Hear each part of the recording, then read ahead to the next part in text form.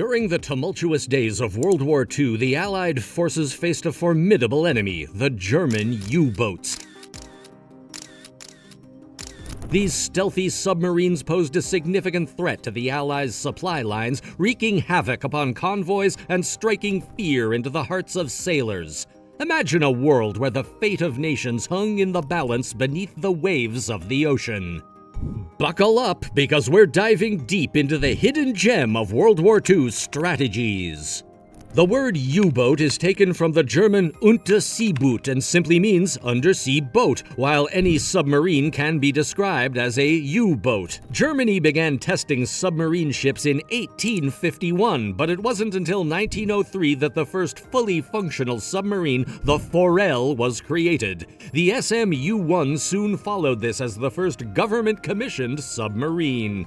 As new technologies and capabilities emerged, German U-boats became more sophisticated and world leaders in their class. The largest U-boat was the U-151 class. The typical U-boat was 214 feet long and held 35 men and 12 torpedoes. They could travel underwater for around 2 hours at a time. The U-151 class was significantly longer, 315 feet in length, and could carry 700 tons of cargo. When World War II commenced, Germany had 57 submarines under the command of Commodore Karl Dönitz, who had served on U-boats in World War I. Dönitz believed the war would be decided in the Atlantic and that he could win it with 300 U-boats. In May 1940, Hitler approved unrestricted submarine warfare on all shipping around Great Britain after initially rejecting the idea to avoid provoking the United States. U-boats stalked their targets for days and attacked in groups that the British called wolf packs. From summer 1940 to spring 1941, each U-boat at sea sank an average of 8 merchant ships a month in what Germany called happy time. Although the British implemented a convoy system at the start of the war, it was poorly protected for the first 18 months. Radar remained primitive, aircraft were few in number, lacked sufficient range, and couldn't provide escort coverage at night. While the Allies lacked adequate intelligence on U-boat movements, Germany intercepted cables between American shipping insurance firms and European underwriters to learn about ship cargoes, sailing dates, and destinations. After the United States entered World War II, a wave of 16 U-boats attacked merchant ships along the American and Canadian shorelines as part of Operation Drumbeat. Taking advantage of weak and disorganized defenses, U-boats roamed as far as the Gulf of Mexico and cruised inshore shipping lanes during the first half of 1942. U-boats that lurked along North Carolina's shipping lanes sank 78 merchant ships and killed 1,200 merchant marines. Britain was a maritime power with the world's largest merchant fleet, but its heavy dependence on imported food, fuel, and raw materials made it vulnerable to a blockade. Germany's Atlantic strategy was simple: to starve Britain into submission by destroying merchant ships and their cargoes faster than they could be replaced. Although mines, bombers, and surface ships would claim many victims, the deadliest threat was the submarine or U-boat.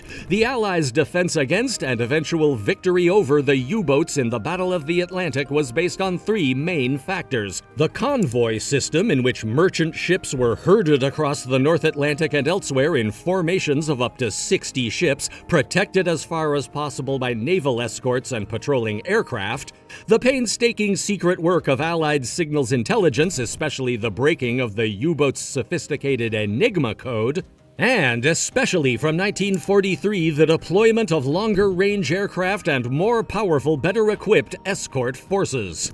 It was 4 p.m. on the afternoon of Sunday, December 14, 1941. The Blue Peter flag fluttering at the masthead of the SS Sparrow was hauled down as she lay at anchor in Gibraltar Bay. It was the signal for convoy HG-76 to proceed to sea, about to begin the 2,000-mile voyage from Gibraltar to Liverpool. Over the days that followed, McKendrick, the carrier's commander, perfected the routine. U-boats could only keep up with the convoy by staying on the surface. With the help of the circling condors, they could shadow the Allied convoy from just over the horizon during the day, then close in once darkness fell. So, just before dawn every morning, McKendrick would send up 2 martlets on a sweep, searching for the telltale wake of a surfaced U-boat.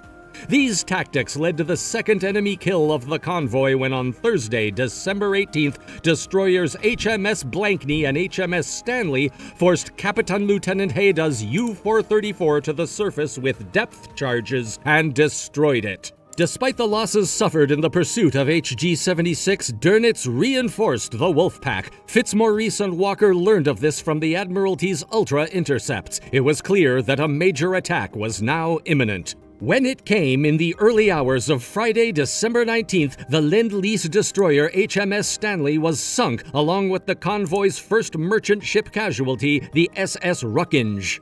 When Stanley was torpedoed, though, Walker initiated Operation Buttercup, his novel tactic designed to harry and destroy the attacking U-boat. Sure enough, Oberlieutenant Gengelbach's U-574 was brought to the surface, then dramatically rammed and sunk by Walker's escort, HMS Stork.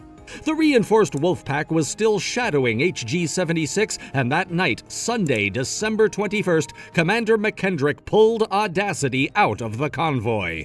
With the Germans now gunning for the troublesome escort carrier, he felt her presence placed the merchantmen at risk. Alone and several miles from the convoy, McKendrick's luck ran out. Audacity was spotted by Capitan Lieutenant Big Alk in U-751, who fired 2 torpedoes at the carrier. One of them hit her stern, leaving Audacity without power and dead in the water. She sank at 8:35 p.m. with the loss of 73 of her crew. One of the casualties was Commander McKendrick. Pilots Brown and Slay, though, were among the lucky ones rescued by the corvettes sent out to help. U-751, though, slipped away in the darkness.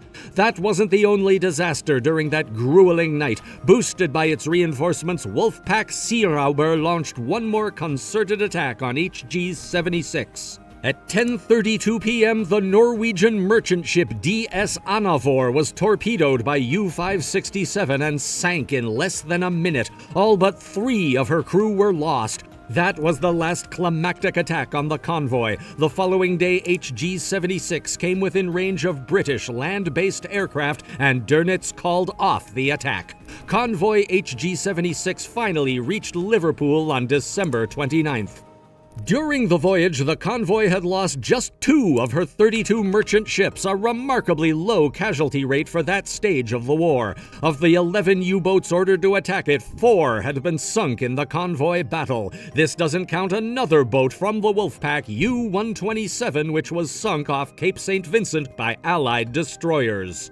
Still, during the HG-76 convoy battle, Audacity had certainly proved her worth. Despite the superb tactical skills of Commander Walker, without Audacity's aircraft, losses to the convoy would have been much higher. So there you have it, folks, the secret World War II tactic that tricked U-boats to surface, changing the course of history and showcasing the power of strategic thinking in times of conflict.